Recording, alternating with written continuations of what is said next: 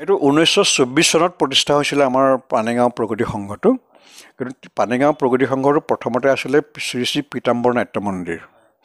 তাৰপিছত 1956 চনত এইটো পানেগাঁও প্ৰগতি সংঘ হিচাপে স্বীকৃতি দিয়া হয় অসম গভৰ্ণমেণ্ট চৰকাৰৰ পৰা। বাজেট কিমান আছিলে আপোনালোকৰ? বাজেট আমি শ্বেয়াৰ বেচিছিলোঁ 85,000 টকাহে মাত্ৰ। গতিকে বাজেটত আমাৰ বেছি হৈ গ'ল। গতিকে সেই টকাত মই ক'ৰ পৰা পাম?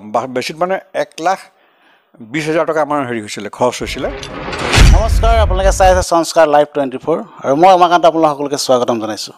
অসমৰ সাংস্কৃতিক জগতখনৰ লগত জড়িত হৈ থকা বিশেষ ব্যক্তি আপোনালোকৰ মাজত চিনাকি কৰি দিয়াৰ পৰেশেৰে আজি আমি এনে এজন ব্যক্তি আপোনালোকৰ মাজত চিনাকি কৰি লৈ আহিছোঁ, লখিমপুৰ পানীগাঁৱৰ পৰেশ বৰা ডাঙৰীয়া। আৰু তেখেতৰ জীৱনৰ কিছু কথা আমি জানিবলৈ চেষ্টা কৰিম। তেখেতে বোলছবিৰ লগতো জড়িত, শিক্ষাৰ লগতো জড়িত। তেখেতক আমি পোনপটীয়াকৈ চিনাকি কৰিবলৈ ওলাইছোঁ। আপোনাক সংস্কাৰ লাইভলৈ স্বাগতম জনাইছোঁ। নমস্কাৰ আৰু ধন্যবাদ। সংস্কাৰলৈ মই অভিনন্দন জ্ঞাপন কৰিছোঁ আৰু নৱবৰ্ষৰ শুভেচ্ছা জ্ঞাপন কৰিছোঁ। ধন্যবাদ। আমি তেখেতৰ পৰা জানিবলৈ বিচাৰিম যে আপোনাৰ শিক্ষা জীৱন আপুনি ক'ৰ পৰা আৰম্ভণি কৰিছিল? শিক্ষা জীৱন মই বিশেষকৈ আৰম্ভ কৰিছোঁ পানীগাঁও MV স্কুলৰ পৰা। পানীগাঁও MV স্কুল প্ৰায় এতিয়া 100 বছৰ হৈ গ'ল প্ৰতিষ্ঠা হোৱা।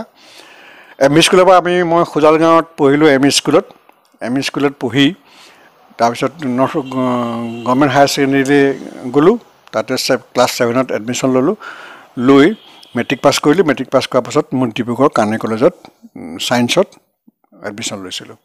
আৰু ডিব্ৰুগড় কানৈ কলেজতেই মোৰ বিশেষকৈ জীৱনটো শৈক্ষিক জীৱন আৰু নাটকৰ জীৱনো তাত আৰম্ভ হয়। মানে এইকাৰণেই যে তাত মই পানীগাঁৱত অভিনয় কৰি প্ৰগতি সংঘত অভিনয় কৰি যিখিনি পালোঁ সেইখিনি মই তাত উজাই দিবলৈ সক্ষম হৈছিলোঁ। কানৈ কলেজত নাটক কৰিছিলোঁ, একাংক নাট প্ৰতিযোগিতা কৰিছিলোঁ। এখন কৰিছিলোঁ একাংক কম্পিটিশ্যনত, সেইখন হ'ল গছ আৰু পাত, জামুগুৰিৰ ইন্দ্ৰপ্ৰসাদ হাজৰিকাৰ নাটক গছ আৰু পাত। তাত মই দ্বিতীয় শ্ৰেষ্ঠ পৰিচালক হৈছিলোঁ আৰু দ্বিতীয় শ্ৰেষ্ঠ অভিনেতা হিচাপে পৰিগণিত হৈছিলোঁ। আৰু তাৰপিছত 1965ত BSc পাছ কৰি লখিমপুৰ পানীগাঁৱলৈ গুচি আহোঁ।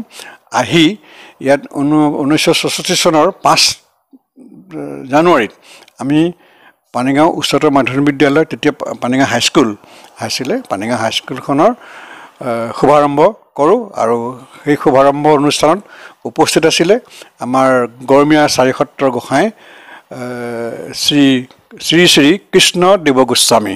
তেখেতে আমাৰ এই স্কুলখন শুভাৰম্ভ কৰিছিল। পানীগাঁৱৰ উচ্চতৰ মাধ্যমিক বিদ্যালয় প্ৰথম অৱস্থাত আপুনি তাতে প্ৰতিষ্ঠাপক হিচাপে জড়িত আছিল? প্ৰধান শিক্ষক হিচাপে মই স্কুলখনত প্ৰতিষ্ঠা কৰিছিলোঁ মই। আৰু তেলাহী মৌজাৰ বিশিষ্ট ব্যক্তিসকলৰ সহযোগত এই বিদ্যালয়খন স্থাপন কৰা হৈছিল। আৰু তাৰপিছত 1984ত এই স্কুলখন আপগ্ৰেড কৰা হয় হায়াৰ ছেকেণ্ডেৰী স্কুললৈ। হায়াৰ ছেকেণ্ডেৰী স্কুলৰ মই আকৌ প্ৰতিষ্ঠাপক অধ্যক্ষ হিচাপে যোগদান কৰোঁ।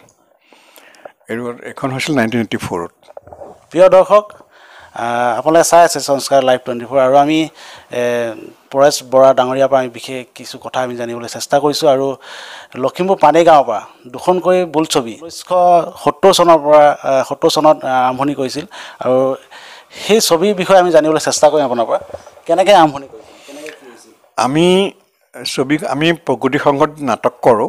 প্ৰগতি সংঘত নাটক কৰাই নহয়, আমি ডিব্ৰুগড়ত একাংক নাট প্ৰতিযোগিতাত যোগদান কৰিছিলোঁ। কমলাবাৰী সত্ৰলৈ গৈছিলোঁ, তাতো কেইবাখনো নাটক কৰিছিলোঁ, ফিংগাৰ প্ৰিণ্টকে আদি কৰি। তাৰপিছত আমি কলাইগাঁৱত ৰাস কৰিবলৈ গৈছিলোঁ। তাৰপিছত আমি নলবাৰীত নাটক কৰিবলৈ গৈছিলোঁ।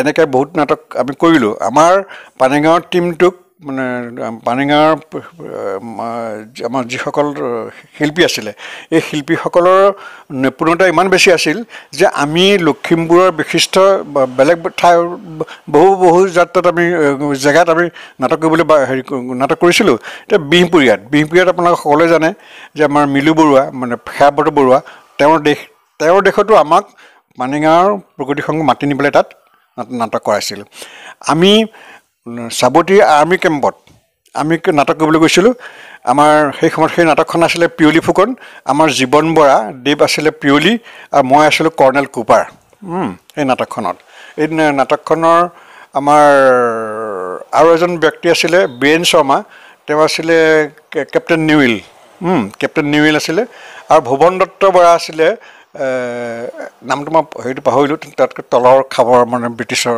এজন হেৰি অফিচাৰ আছিলে তাত আমি নাটক কৰিছিলোঁ আৰ্মি কেম্পত তেওঁলোকে আমাক প্ৰশংসাৰে উপচাই দিছিলে তাৰপিছত প্ৰগতি সংঘত আমি যে ৰেগুলাৰ নাটক কৰিছিলোঁ আমাৰ সেই নাটকখন বিশেষ নাটক কথা মই উল্লেখ কৰিছোঁ হাকৌ নাটকখন কৰিছিলোঁ আমাৰ আপোনালোকে সকলোৱে চিনি পায় জয়া শইকীয়া দুৱৰা এখন প্ৰতিষ্ঠিত শিল্পী অসমৰ মুকুতা ললিতা এইকেইখন নাটকত হেৰি কৰিছিলে আৰু ভদৰী বুলি এখন নাটকতো ছবিত অভিনয় কৰিছিলে মই হেৰি কৰিব ললিতা আৰু মুকুতা দুখন ভজন বৰুৱাৰ দ্বাৰা পৰিচালিত ছবিহে নাটক নহয় ছবি চিনেমা তেওঁ আমাক অনুপ্ৰেৰণা যোগাইছিলে যে তাই আমাৰ প্ৰগতি সংঘৰ প্ৰায়বিলাক নাটকতে তাই মানে হিৰইন হয় মই হিৰো হওঁ তেওঁ হিৰইন হয় আৰু বিশ্বনাথ চাৰিআলিত আমি যেতিয়া নাটক কৰিবলৈ গৈছিলোঁ পলাশৰ ৰং বুলি এখন নাটক আমাৰ জীৱন বাই দেখিছিলে আৰু পৰিচালনা মই কৰিছিলোঁ তাত তেওঁ হেৰি আছিলে হিৰইন আছিলে নাটকখনৰ এইদৰে আমি বিভিন্ন নাটক কৰাৰ পাছত তেওঁ যেতিয়া গুৱাহাটীত গৈ পেলাই প্ৰতিষ্ঠা লাভ কৰিলে তেতিয়া তেওঁ আমাক অনুপ্ৰেৰণা যোগাইছিলে যে মই ইয়াত নাটক কৰিবলৈ যিখিনি পালোঁ দেখিলোঁ যে আমাৰ পানেগাঁৱৰ শিল্পীসকল বহুত উন্নত গতিকে আপোনালোকে কিয় চিনেমা কৰিব নোৱাৰিব এই বুলি তেওঁ আমাক খুব অনুপ্ৰেৰণা যোগাইছিলে আৰু এজন অনুপ্ৰেৰণা যোগাইছিলে এজন মিনিষ্টাৰ আহিছিলে 1969ত পানেগাঁৱলৈ আহিছিলে মিনিষ্টাৰ আহমেদ এগ্ৰিকালচাৰ মিনিষ্টাৰ আছিলে তেওঁক মানে আমি হাকৌ নাটকখন দেখুৱাইছিলোঁ তেওঁ নাটকখন দেখি পেলাই সেইখন লাইটৰ অভাৱ আছিল দেই লাইট নাছিলে তেনেকুৱা পেট্ৰমাক্সত কৰা হৈছিলে কৰি তেওঁ ইমান আপ্লুত হৈ গৈছিলে যে আপোনালোকে কিয় ছবিৰ কাৰণে চিন্তা নকৰে এই বুলি কোৱাত আমি আৰু জুনু দুৱাৰাই যেতিয়া ক'লে আমাক তেতিয়া আমি জীৱন বৰাৰ নেতৃত্বত আমি মই পৰেশ বৰা ৰসেশ্বৰ ভূঞা তীৰ্থ চেলেং ভুৱন দত্ত আদি আমি কেইজনমানে গোট খাই আলোচনা কৰিলোঁ যে আমি এটা চিনেমা কোম্পানী খুলি লওঁ এইবুলি আমি এটা কোম্পানী খুলিবৰ কাৰণে ব্যৱস্থা কৰিলোঁ আৰু নাম দিলোঁ পানীগাঁও প্ৰগতি চিনে প্ৰডাকশ্যন পাব্লিক লিমিটেড কোম্পানী দেই তাৰপিছত এইখন আমি শ্বিলঙত গৈ ৰেজিষ্টাৰ কৰিলোঁ তাৰপৰা 70 চনৰ পৰা আমি হেৰি কৰিলোঁ আৰম্ভ কৰিলোঁ সেই সময়ত পানীগাঁৱৰ লাইনটো 220 আছিলে কিন্তু 220 লাইনটো থকাৰ কাৰণে মানে তাত চিনেমা কৰিব নোৱাৰে মানে লোড ল'ব নোৱাৰে সেইকাৰণে 440 লাইনটো লাগে গতিকে 440 লাইনটো কৰিবৰ কাৰণে আমি ব্যৱস্থা এটা কৰিলোঁ যে যেতিয়া আমাৰ লখিমপুৰখন জিলা হিচাপে ডিক্লেয়াৰ কৰিছিলে 2 অক্টোবৰ 1971 চন তেতিয়া আমি হেৰি কৰিলোঁ এই মহেন্দ্ৰ মোহন চৌধুৰী চিফ মিনিষ্টাৰ আছিলে তেওঁ তেখেতৰ ওচৰলৈ গ'লোঁ তেখেতক ক'লোঁ যে আপুনি লখিমপুৰ জিলাখন যেতিয়া ইনগ্ৰেট কৰিবলৈ যাব তেতিয়া আপুনি আমাৰ প্ৰগতি চিনে প্ৰডাকশ্যনটো হেৰি কৰিব ইনমোচন কৰি দিব তেওঁ ক'লে যে ঠিক আছে মই কৰি দিম বাৰু কিন্তু তোমাক কিন্তু আধা ঘণ্টা সময় মই তোমালোকক দিব পাৰিম তাক বেছি দিব নোৱাৰিম বোলো হ'ব আমি আধা ঘণ্টাত কৰি দিম তাৰপিছত আমি বজন বৰুৱাৰ ওচৰলৈ গ'লোঁ বজন বৰুৱাক আমি ইতিমধ্যে তেওঁক লৈ আহিলোঁ পানীগাঁৱলৈ বজন বৰুৱাক আমি মুখ্যমন্ত্ৰী মহেন্দ্ৰ মোহন চৌধুৰী যেতিয়া আহিলে মিটিংখন যেতিয়া আৰম্ভ কৰিলোঁ তেতিয়া তেওঁক আমি বজন বৰুৱাদেৱে অনুৰোধ জনালে মুখ্যমন্ত্ৰীক যে এনেকুৱা কথা হ'ল মানে 220 লাইনত আমি ছবি কৰিব নোৱাৰোঁ ইয়াত গতিকে আপুনি 440 লাইনটো কৰাৰ ব্যৱস্থা কৰি দিব লাগে এতিয়া মহেন্দ্ৰ মোহন সেই সময়ত আকৌ এই মহেন্দ্ৰ মোহন চৌধুৰী যিহেতু পানীগাঁৱলৈ আহিছে লখিমপুৰৰ হেড চবটো উঠি আহিছে আপোনাৰ ইলেক্ট্ৰিচিটিৰ ছুপাৰিণ্টেণ্ডেণ্ট ইঞ্জিনিয়াৰ চব আহিছে SDO চব আহিছে তেতিয়া লগে লগে মহেন্দ্ৰ মোহন চৌধুৰীয়ে তেওঁলোকক অৰ্ডাৰ দিলে যে এইটো ইমিডিয়েট উইদিন 1 মান্থ এইটো 440 লাইন কৰি দিয়ক ঠিক উইদিন 1 মান্থ 40 লাইন হ'ল বজন বৰুৱাই আপোনাৰ হেৰি কৰিলে ৰিকুৱেষ্টত সেইখিনি হৈ গ'ল তাৰপিছত আমি ছবি জগতৰ কামটো আৰম্ভ কৰিলোঁ মানে উপজাখনৰ মাতে কাহিনী আছিলে জীৱন বৰা আৰু তাৰ সংলাপ এইখিনি চিনেৰিঅ এইখিনি চব বজন বৰাই কৰা পৰিচালনাই তেখেতে বজন বৰাই কৰিছে চিনেমাখন আপোনালোকে কৰোঁতে কি অসুবিধা আছিল আৰু কেনেকুৱা ধৰণৰ তাত সংগীতৰ কেনেকুৱা ব্যৱস্থা কৰিছিল কাক নিমন্ত্ৰণ কৰিছিল সেই সময়ত পানীগাঁৱৰ নিচিনা জেগাত মানে পানীগাঁৱৰ নিচিনা জেগাত ছবি কৰাটো মানে অকল্পনীয় কথা আছিলে কিন্তু সেই অকল্পনীয়টোক আমি মানে বাস্তৱত ৰূপায়িত কৰিলোঁ আমি আমি কোম্পানী কৰিছিলোঁতো কোম্পানীৰ প্ৰথম যিজন আমাৰ চেয়াৰমেন আছিলে তেওঁ হ'ল শান্তিলাল বাকলোৱাল আৰু মেনেজিং ডিৰেক্টৰ আছিলে ৰামনিবাস মহেশ্বৰী সূৰ্য চিনেমা হলৰ তেওঁলোক মালিক তাৰপিছত জীৱন বৰা আছিলে মুখ্য সংগঠক আমি বৰ্ড অফ ডাইৰেক্টৰ আমি আছিলোঁ তীৰ্থ চেলেং ভুৱন দত্ত পৰেশ বৰা ৰুখাচা ভূঞা আছিলে ছেক্ৰেটাৰী আছিলে হেৰি আমাৰ কোম্পানীটোৰ গতিকে সেইখিনি যাৱতীয় ব্যৱস্থা কৰাৰ পিছত আমি আগবাঢ়ি গ'লোঁ সংগীত জগতত তেতিয়া সুনাম অৰ্জন কৰা বিশিষ্ট সংগীত পৰিচালক ৰমেন বৰুৱাক আমি অনুৰোধ জনালোঁ যে আপুনি হেৰি কৰিব নেকি আমাৰ এইটো কাম কৰি দিব নেকি এতিয়া আমাক সুধিলে যে হেৰি কোন ডাইৰেক্টৰ কোন মই বোলো বজন বৰুৱা আপোনাৰ ককায়েক বজন বৰুৱা এটা প্ৰতিষ্ঠিত হেৰি আপোনাক সকলোৱে জানে মই ক'লে মই উচ্চবাচ্য কৰাই হ'ব যে হেৰিয়ে ডক্টৰ বেজবৰুৱাৰ যোগেদি অসমীয়া ছবি জগতৰ এটা টাৰ্ণিং পইণ্ট আছিলে সেই সময়ত ডক্টৰ বেজবৰুৱা ডক্টৰ বেজবৰুৱাৰ ললিতা মুকুতা এইখিনি যোগেদি তেওঁ যিখিনি প্ৰতিষ্ঠা লাভ কৰিলে তেনেকৈ এজন ডাইৰেক্টৰ বজন বৰুৱাক আমি পানীগাঁৱলৈ অনাটো আমাৰ তাত দুঃসাধ্য আছিলে কিন্তু আমি আনিবলৈ বাধ্য হ'লোঁ আৰু তেখেতেও কাহিনীটো পঢ়ি ভাল পাই সেইটো অলপ হেৰি কৰিলে ইফাল সিফাল কৰিলে আৰু কৰি তেওঁ কাহিনীটো সুন্দৰভাৱে হেৰি কৰিলে প্ৰতিষ্ঠা কৰিলে তাৰপিছত আমি শ্বুটিঙৰ কামৰ কাৰণে হেৰি আৰম্ভ কৰিবলগীয়া হ'ল শিল্পী নিৰ্বাচন শিল্পী আমি জীৱতে প্ৰথমতে বিজু মোৰ বন্ধু গতিকে হেৰি বন্ধু আছিলে আমি একেলগে নাটকো কৰিছিলোঁ কানে কলেজত জীৱনদাৰ হেৰি কৰিলে কণ্টেক্ট কৰিলে হেৰিক এইটো কি কয় আপোনাৰ আমাৰ বিজুক তাৰপৰা হেমন্ত আমাৰ হেৰি প্ৰশান্ত হাজৰিকা এইখিনি কণ্টেক্ট কৰিলোঁ মেইন ৰোলৰ কাৰণে আৰু এগৰাকী আছিলে আমাৰ হেৰি তেতিয়া তেওঁৰ নামটো আছিলে প্ৰগতি শইকীয়া মানে হিৰইন নহয় দেই হিৰইন আছিলে মীনা বৰা কিন্তু মীনা বৰাক আমি ছবি জগতত আনিবলৈ এটা ধুনীয়া কাহিনী এটা হয় সেইটো মানে প্ৰথমতে কি হয় কি মানে আমি ছোৱালী বিচাৰি নাপালোঁ হিৰইনৰ কাৰণে নোপোৱাৰ কাৰণে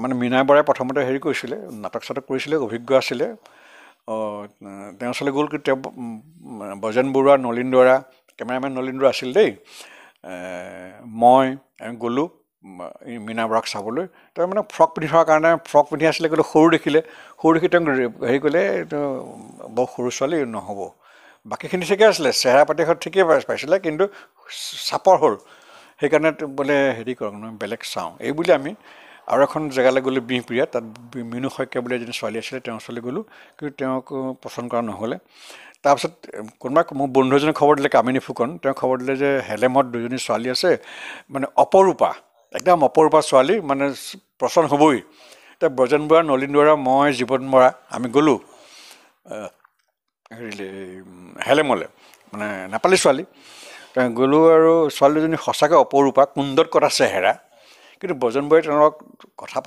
পাতি দেখিলে যে ভাষাটো হেৰি নহয় মানে অশুদ্ধ অসমীয়া ক'ব নোৱাৰে মানুহ দুজনীক মানে পচন্দ কৰিছিলে কিন্তু ভাষাটো তেওঁ শুদ্ধ নহয় ভাল অসমীয়া ক'ব নোৱাৰে কাৰণে ৰিজেক্ট কৰা হ'ল ৰিজেক্ট কৰি পেলাই আকৌ মীনা বৰা ওচৰলৈ আহিবলগীয়া হ'ল তেতিয়া মীনা দাস আছিলে তেতিয়া মীনা ওচৰলৈ আহিবলগীয়া হ'ল তো মীনাক তেতিয়া ক'লে যে এটা কাম কৰক মানে মেখেলা চাদৰ পিন্ধি আহাচোন মেখেলা চাদৰ পিন্ধি অহাৰ পাছত তেওঁক মেখেলা চাদৰ আহিলে ওখ থাকিলে তেওঁক পচন্দ কৰিলে আৰু তেওঁক হিৰইন হিচাপে নিৰ্বাচিত কৰা হ'ল সেইটো হ'লগৈ শিল্পী নিৰ্বাচন সেইটো হ'লগৈ হ'ল আপোনালোকৰ শ্বুটিংবিলাক ক'ত হৈছিল আৰু কেনেকুৱা ধৰণৰ শ্বুটিংবিলাক কেনেকৈ আপোনালোকে ঠিক কৰিছিল এণ্টায়াৰ শ্বুটিং আমাৰ পানীগাঁৱতে হৈছে এই উমেশ বৰা মোৰ খুৰাদেউ তাৰ ঘৰতে কেম্প হৈছিলে তেওঁৰ ঘৰতে গোটেইখিনি তেওঁ তাত হৈছিলে এই ওচৰতে ঘৰটো আমাৰ উমেশ বৰাদেৱে সেইটো বৰ ডাঙৰ ত্যাগ কৰিলে যে গোটেইখিনি হেৰিৰ পৰা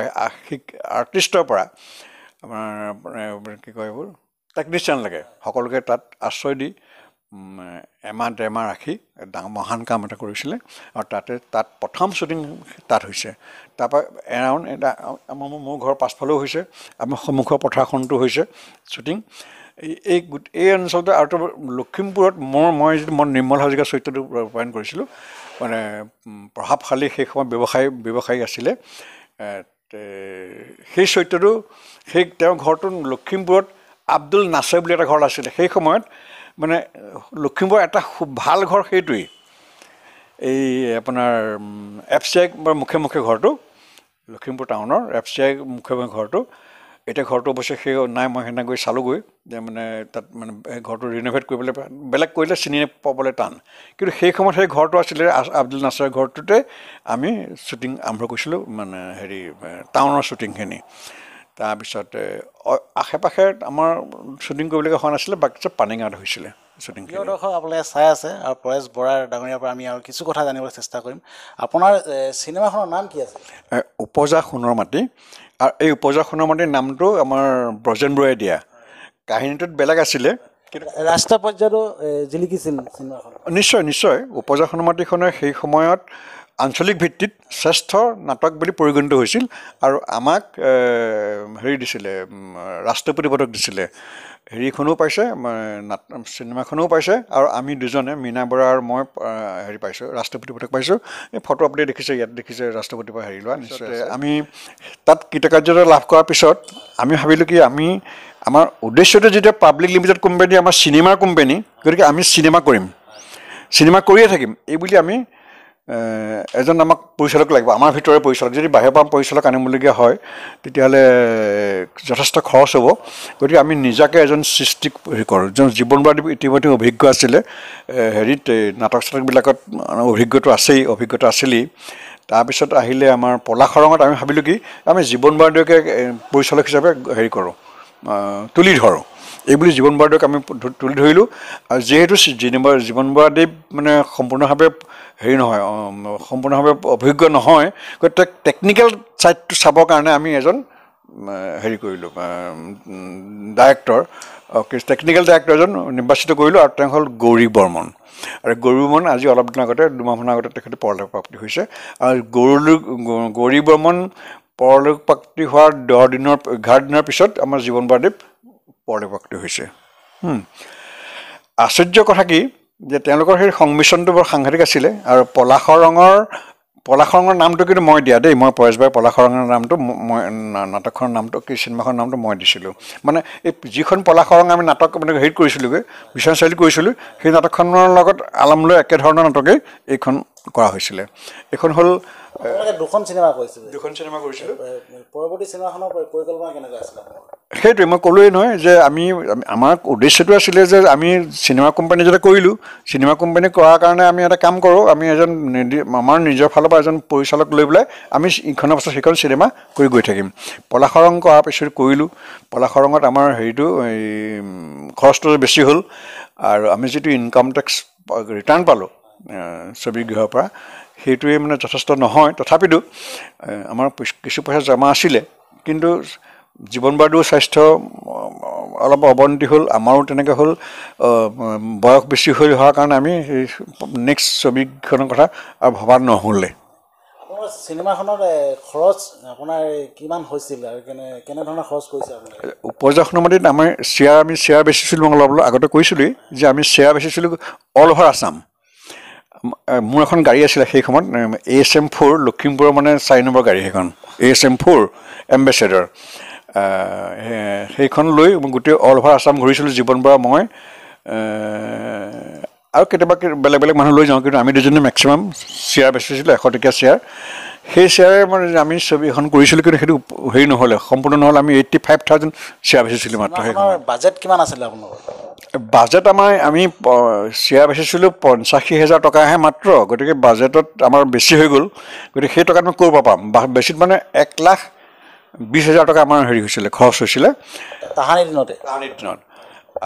প্ৰিয় দৰ্শক 1970 চনত যিখন চিনেমাৰ তেখেতলোকে বনাইছিল সেইখনৰ চিনেমাত 1,20,000 খৰচ হোৱাটো বহুত ডাঙৰ কথা মানে বহুত ডাঙৰ কথা আপোনালোকে চাই আছে মই কথা কিছু জানিবলৈ চেষ্টা কৰিছোঁ তাহানিৰ দিনতেই 1,20,000 টকা খৰচ কৰাটো আৰু খৰচ কৰি এখন চিনেমা বনোৱাটো বহুত ডাঙৰ কথা আছিল।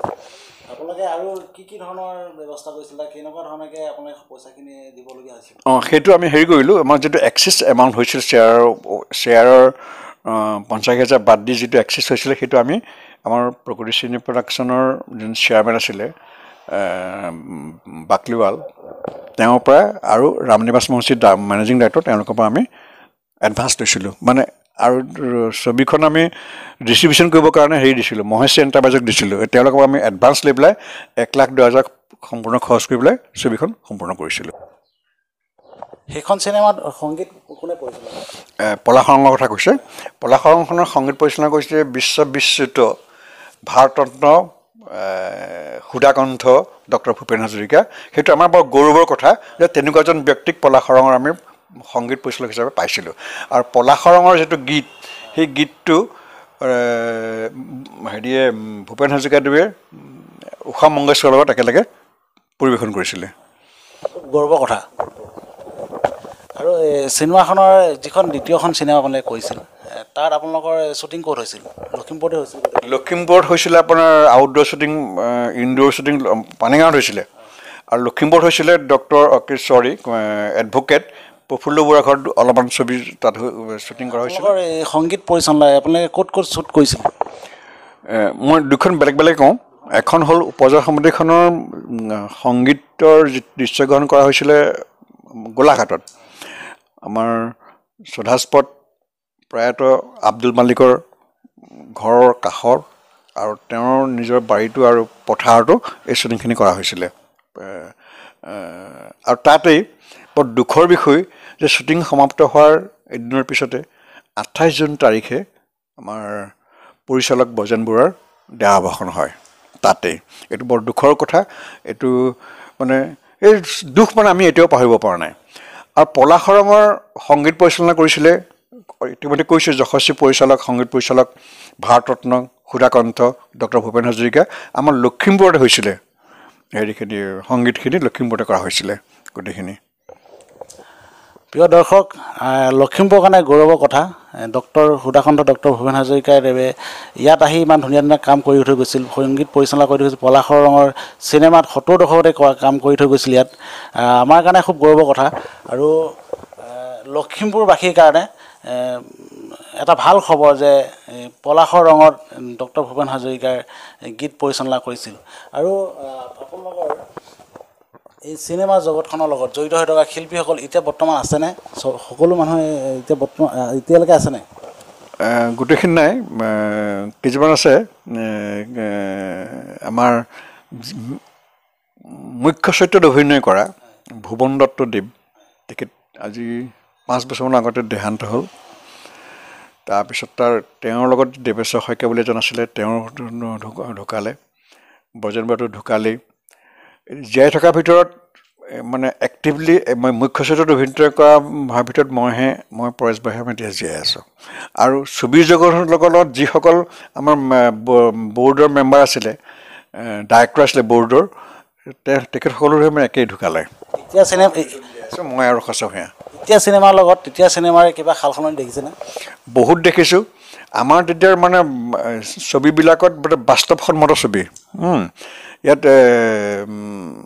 আৰ্টিফিচিয়েল বস্তু তেনেকুৱা নাছিলে আমি সত্যৰ ওপৰত প্ৰতিষ্ঠিত হৈছিলে আৰু সকলোৱে প্ৰাণ ঢালি ছবি অভিনয় কৰিছিলে সেই সময়ত আটাইতকৈ ডাঙৰ কথা আপোনালোকে জানেই যে হেৰিখন চাউণ্ড আজিকালি যিটো পদ্ধতিৰে চাউণ্ড লয় শব্দ গ্ৰহণ কৰিছিলে সেই সময়ত সেইটো নাছিলে হেৰিয়ে আপোনাৰ ব্ৰজেন বৰুৱাদেৱে সতীশ চৌহান নামৰ এজন মানে চাউণ্ড ৰেকৰ্ডিষ্টক এটা মানে সাধাৰণ টেপতে হেৰি কৰিছিলে শব্দ গ্ৰহণ কৰিছিলে গতিকে সেই আৰু যিটো নিষ্ঠা ছবি কৰোঁতে যিটো নিষ্ঠা সততা আছিলে সেই বস্তুটো এতিয়া আমি পোৱা নাযাওঁ বিশেষকৈ কাহিনীটো আমি মানে আচৰিত কথা কি আমি চিনেমা হলত নোযোৱাই হ'লোঁ চিনেমা হলত আজিকালি কাহিনীবিলাকত নতুন দেই আমাৰ জানু বৰুৱাৰ কথা বাদ দি প্ৰতিষ্ঠিত ভৱেন শইকীয়া যিসকল প্ৰতিষ্ঠিত সেই ছবিখিনি বাদ দি বাকী কাহিনীবিলাক আমি হেৰি নকৰোঁ ভাল নালাগে নতুন শিল্পীসকলৰ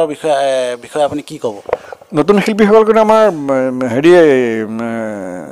বিজয় ফুকন হওক হেমন্ত দত্ত হওক প্ৰশান্ত হাজৰিকা হওক বিজয় শংকৰদেৱ হেৰি তেওঁলোকৰ সমকক্ষ বা তেওঁলোকৰ নিচিনা মই হেৰি এতিয়ালৈকে দেখা নাই, কিন্তু পোৱা নাই। ভাল তেওঁলোকৰ নিচিনা ছবি চৰিত্ৰত সোমাই যাব পৰা তেনেকুৱা মই দেখা নাই এই ভিতৰত বৰ্তমান সকলৰ ভিতৰত। তথাপিতো বহুতকেইটা আদিল হুছেইন মই তেওঁলোকৰ কথা আমি ক'লে ভুল কৰা হ'ব যে প্ৰাঞ্জল শইকীয়া প্ৰতিষ্ঠিত শিল্পী, তেওঁলোকৰ কথা বেলেগ। কিন্তু তাৰ বাদ দি নতুন চামৰ ভিতৰত মই কিন্তু খুব উল্লেখযোগ্যভাৱে হেৰি কৰিব পৰা মই তেনেকুৱা আমাক আকৰ্ষণ কৰিব পৰা হেৰি পোৱা নাই কিন্তু সেইটোৱেই। তথাপি তেওঁলোকলৈ নতুন প্ৰজন্মক তথাপি শুভেচ্ছা জ্ঞাপন কৰিছোঁ, তেওঁলোকে যাতে নিজকে প্ৰতিষ্ঠা কৰিবলৈ চেষ্টা কৰে ভালদৰে, মানে যাতে তেওঁলোকৰ নাম সুনাম মানে ছবি জগতত থাকি যায়। দুখন বিখ্যাত ছবি অভিনয় কৰাৰ বাহিৰেও আৰু কেইখন ছবিত আপুনি অভিনয় কৰিছে? অভিনয় কৰিছিলোঁ আন এখন ছবি অকণত, গৌৰীবৰ্মনৰ দ্বাৰা পৰিচালিত, আৰু কাজিৰঙাতে সৰ্বভাৰতীয় শ্বুটিং তাত হৈছিলে। তাৰপিছত কৰিছিলোঁ দুখন টেলিফিল্ম, আমাৰ ঘন হাজৰিকাৰ সূৰ্যাস্ত আৰু উত্তৰণ বুলি দুইখন ছবিত মই মুখ্য চৰিত্ৰত অভিনয় কৰিছোঁ। আৰু টেলিফিল্ম, সেই দুইখন টেলিফিল্ম। আপোনাৰ দুইখন চিনেমাৰ আপুনি বাহিৰত গৈ আপুনি এডিটিং কৰাৰ যিটো প্ৰক্ৰিয়া কেলকাতাত গৈ কৰিছে বুলি আমি গম পাওঁ, তাত কেনেকুৱা ধৰণৰ কাহিনী হৈছিল? কিবা কাহিনী আছে নেকি তেনেকুৱা? উপজাৰ সমিতিখনৰ এডিটিং হৈছিলে ফিল্ম ছাৰ্ভিচ টালিগঞ্জৰ, কলিকতাৰ টালিগঞ্জ। এইটো হেৰিটো হ'ল আমাৰ 33 হেৰি কলকাতা 33, তাত কৰিছিলে উপজাৰ সমিতিৰ এডিটিং। আৰু বজেন বৰুৱা ঢুকোৱাৰ পিছত নিপ বৰুৱাদেৱে সেই দায়িত্বটো লৈছিলে এডিটিং কৰাৰ। আৰু এডিটিং কৰিছিলে সেই সময়ৰ আমাৰ অসমীয়া ছবিৰ প্ৰায়বিলাকেই তাত কৰা হৈছিলে। আৰু তেওঁৰ নাম আছিলে শিৱসাধন ভট্টাচাৰ্য, আৰু তেওঁ কাৰণে মণ্টু দা বুলি চবে মাতে। আৰু মণ্টু দা হেৰি খুব ভাল আছিলে, ভাল অসমীয়া জানে, অসমীয়া কয়। তাৰপিছত যিখন হেৰি আছিলে এডিটিঙত মই আছিলোঁ, মানে উপজাৰ সমিতিৰ এডিটিঙত মই আছিলোঁ। আৰু এডিটিং কৰোঁতে নিপ বৰুৱা লগত মোৰ সামান্য এটা কথাত হেৰি হৈছিলে, তৰ্কাতৰ্কি হৈছিলে। অন্য নহয়, আপোনাৰ এই উপজাৰ সমিতিত এটা হেৰিতে আছিলে, দৃশ্য আছিলে, মানে মীনা বৰা হিৰইনৰ লগত প্ৰশান্ত হাজৰিকা আৰু বিজু ফুকনে ইখনৰ ওপৰত সিখন হাত দি দিয়ে, হাত মানে লগাই এটা প্ৰতিজ্ঞা কৰে। কিন্তু এই দৃশ্যটো তেওঁ মানে কাটি দিছিলে। তো মই মানে প্ৰডিউচাৰ হিচাপে মই সেই দৃশ্যটো হেৰি এডিটৰক কৈ পেলাই মই ৰাখি দিলোঁ। ৰেকৰ্ডিঙৰ সময়ত তেওঁ সেইটো দেখি পেলাই মোৰ লগত কেলে এইটো দিব, এইটো অসমৰ মানুহে একচেপ্ট নকৰে এই বুলি কৈছিলে। অসমীয়া মানুহে এইটো একচেপ্ট নকৰে। মই বোলো সেইটো প্ৰডিউচাৰৰ কথা, গতিকে আপুনি হেৰি নকৰিব, এইটো আপুনি এইটো নামাতিব, কাৰণ প্ৰডিউচাৰ হিচাপে মোৰ এটা ৰাইট আছে। দেখা যাওক, যদি হেৰি হয় আমাৰহে লছ হ'ব, যদি একচেপ্ট নকৰে এইবুলি ক'লোঁ। সেইটো কিন্তু পাছত শেষত গৈ পেলাই তেওঁ এগ্ৰী কৰিলে, ঠিক আছে হ'ব দিয়ক। এতিয়া আপুনি চাওক, তেনেকুৱা দৃশ্য সেইটো সাধাৰণ হাত ইখনৰ পাছত সেইখন হাতহে দিয়ে। এতিয়া কি হয়, এতিয়া তেনেকুৱা দৃশ্য মানে সাংঘাতিক দৃশ্য, মানে চকুৰে চাব নোৱাৰা দৃশ্যটো হেৰি হৈ আছে, অসমৰ মানুহে লৈ আছে। গতিকে পাৰ্থক্যটো সেইটোৱে চাওক। য'ত ৰিহাৰ্চেল কৰিছিল, য'ত সংঘ এটা আপোনালোকে স্থাপন কৰি লৈছিল, কিমান চনত আছিল এই কথাটো? এইটো 1924 চনত প্ৰতিষ্ঠা হৈছিলে আমাৰ পানীগাঁও প্ৰগতি সংঘটো। কিন্তু পানীগাঁও প্ৰগতি সংঘটো প্ৰথমতে আছিলে শ্ৰী শ্ৰী পীতাম্বৰ নাট্য মন্দিৰ। তাৰপিছত 1956 চনত এইটো পানীগাঁও প্ৰগতি সংঘ হিচাপে স্বীকৃতি দিয়া হয় অসম গভৰ্ণমেণ্ট চৰকাৰৰ পৰা। আৰু ইয়াৰ পিতৃপুৰুষ আছিলে মোৰ পিতৃ স্বৰ্গীয় ভোলানাথ বৰাদেৱ। তেখেত মানে কলিকতাতো গৈ পেলাই নাটক চাটক কৰিছিলে। তাৰপিছত অসমলৈ আহি লখিমপুৰলৈ আহিলে, আহি ইয়াৰ বিভিন্ন স্থানত পানীগাঁৱতে বা লখিমপুৰতে তেওঁ নাটক আৰম্ভ কৰিছিলে। আৰু সেই সময়ত তেওঁৰ লগত যিসকল শিল্পী আছিলে, সেই শিল্পীসকলৰ ভিতৰত আমাৰ জ্যোতিপ্ৰসাদ আগৰৱালাও আছিলে। জ্যোতিপ্ৰসাদ আগৰৱালাই জয়মতীত মোৰ পিতৃদেৱ ভোলানাথ বৰাক নিমন্ত্ৰণ কৰিছিলে, কিন্তু মোৰ পিতৃদেৱ সেই সময়ত হেৰি হৈছিলে, হাৰ্টৰ ট্ৰাবল আছিলে। আৰু হাৰ্টৰ ট্ৰাবল হোৱাৰ কাৰণে তেওঁ নাটকত অভিনয় কৰিব নোৱাৰিছিলে।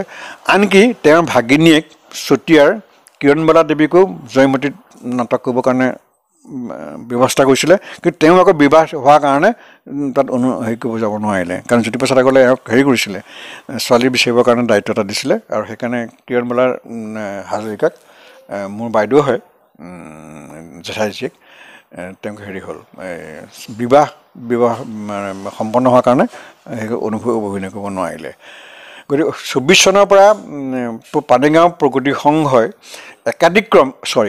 পানীগাঁও প্ৰগতি সংঘৰ একাধিক্ৰমে এতিয়ালৈকে ইয়াৰ ঐতিহ্য আৰু গৌৰৱ ৰক্ষা কৰি আছে। আৰু সেই প্ৰগতি সংঘৰ নামতেই আমি পানীগাঁও প্ৰগতি চিনি প্ৰডাকশ্যনটো প্ৰতিষ্ঠা কৰিছিলোঁ। আৰু মই নিজেই প্ৰগতি সংঘত কংস পাৰ্ট কৰিছোঁ 27 বছৰ। তাৰপিছত উগ্ৰসেন মানে সৰুতে কৰিছিলোঁ, বলৰাম ভাও কৰিছিলোঁ সৰুতে মই নিজে, মোৰ ব্যক্তিগত কথাটো দেই। তাৰপিছত মই বহুত নাটকো পৰিচালনা কৰিলোঁ, সেইটো ব্যক্তিগতভাৱে জীৱন বাৰী লিখে মই কৰোঁ।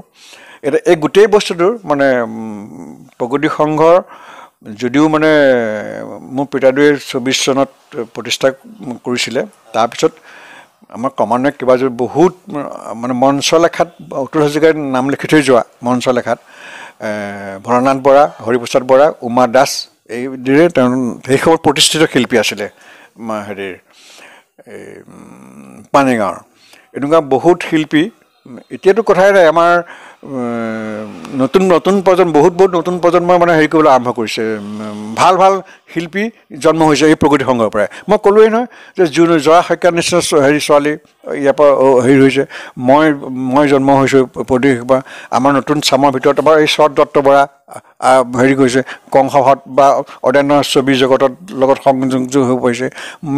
মণ্টু শইকীয়া কৰিছে, চিৰিয়েল কৰি আছে গুৱাহাটীৰ বিভিন্ন ছবিত। গতিকে আমাৰ এই প্ৰতিষ্ঠানটো মানে শিল্পীৰ এই প্ৰতিষ্ঠানটো মানে অসমৰ ভিতৰতে অতি পুৰণা, লখিমপুৰতো নাই সেই সময়ত।